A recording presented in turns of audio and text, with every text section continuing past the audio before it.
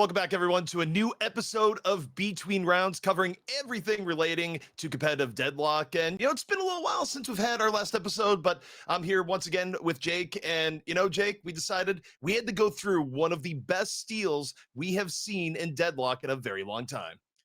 Yeah, it was an incredibly epic REJUVE fight sparked by OneWin's decision to go for a very risky mid boss. Definitely a signature look for this team, but it's a fight that we just knew we had to break down in the replay viewer. There's just so much going on. Well, without further ado, we're going to jump right into it. Jake, you will generously be taking us through the replay controls here. And, there's a lot to break down, but it's really cool how this fight transpired. All right, I'm going to set us to 0.5 speed because there's just an unreal amount going on here. We'll see if we can get up. So it goes with OneWin, start doing this mid boss, right, with Infernus from Abraham's showing on the far lane. So they're gambling, okay, like we're going to drop the mid boss. We're going to be able to get this fight started before maybe the opponents are ready. But you see, as soon as that mid boss roars, everybody from Abraham's is just running in on the mini map, ready to get this fight going. Calico is going to be the first one in with the Bebop bomb, taking some of the attention. She gets slowing Hex though, and CC'd, and this fight already looks really good for OneWin, right? Basically, immediate 2 kills are going to come down. Bebop goes in as well. Everything seems to be coming up Abraham's until, of course, Kelvin comes in, drops the dome, creating space and time here, preventing anyone from capturing the REJUVE. You think the REJUVE is about to go down. Lashhold, of course, getting ready to secure. Lashhold picks people up. However, not the Sinclair, who has now a stolen Frozen Shelter, continuing to contest this block. But right as the Frozen Shelter drops, everyone is fighting outside of it, and it comes down to this crucial moment. That timing, literally pixel perfect from Saint on the Kelvin to snatch the REJUVE. And then on top of that, together starts cleaning house with the Shiv, getting kill after kill, REJUVE on top. And he just becomes this huge problem. 3 full executes already. And he's starting to realize, okay, I think I've just got to this point of, being completely out of control. Hunting down kill after kill. Wraith tries to turn this one around. I mean, at this point, even if you go down on Shiv, you're still feeling pretty happy about the way the fight has gone. Maybe goes a little early with that execute, but, the damage has been done at this point. You look back at one of the really interesting things to me when you look back at it, there's a few inflection points here. Number one is at the very beginning is that Kelvin is still ridiculous at giving you time for mid-boss contests. Like, if you weren't running Kelvin, there was no way they were gonna be able to control the fight and give themselves a chance. But also, the second inflection point to me is that you steal the Frozen Shelter, but you take a look at if it just comes out like half a second earlier, it's probably a very different fight. Yeah, I mean, there's just so many moments if you go back and watch this fight that come down to this ridiculously tight timing.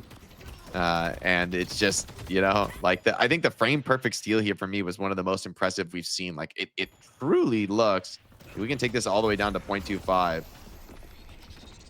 and watch Kelvin. So he's waiting out the REJUVE for now. It's in the Sinclair's Frozen Shelter at this point. Sinclair also ready, looking to get that last hit, looking to time out the Frozen Shelter. I mean, this is I haven't watched it in 0.25 yet, but look how tight this timing is. You just know. Look, still frozen, still frozen. It's you don't even see the particle effect of the freeze going off. So Saint showing the expertise on the Kelvin, having a little bit of a better read on the timing than Sinclair, but it's also ridiculous with there's duration senders here. This is such an insane read to have that tight feel, perfect reaction time. And I mean, it really does come down to the wire. There's also little moments like when the Lash is ulting here. If Sinclair's a little quicker on the Frozen Shelter, this Lash ult would just have been blocked completely, right? So he comes up, he's ready to, secure that REJUVE. And look how tight this timing is as well.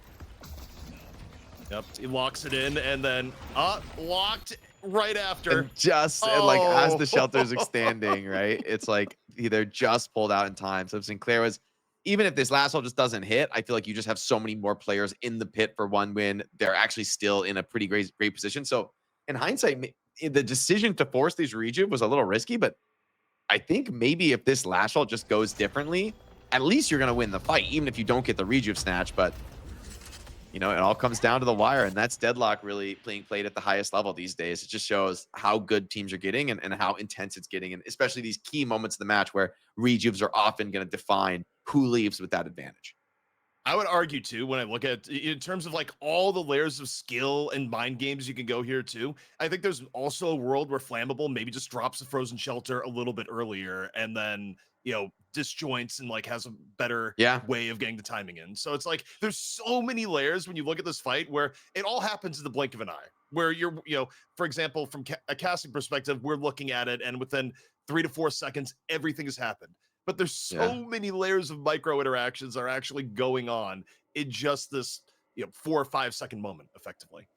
Yeah, it's just I think it's just really showing like you can imagine as people get better at Deadlock in time, like this game just has such an absurd skill ceiling in terms of like what's possible in the game is probably higher than any other game like I think anyone has really been playing. And so it just makes me excited for the future of Deadlock. We thought this was a great fight to just dive in a little bit deeper and look at all some of these micro interactions, and hopefully we continue to get more epic moments like this every week on Deadlock Fight Night. All right, and I'll do it for a quick segment of things you need to see in Deadlock competitive play this week, but stay tuned to the channel for more.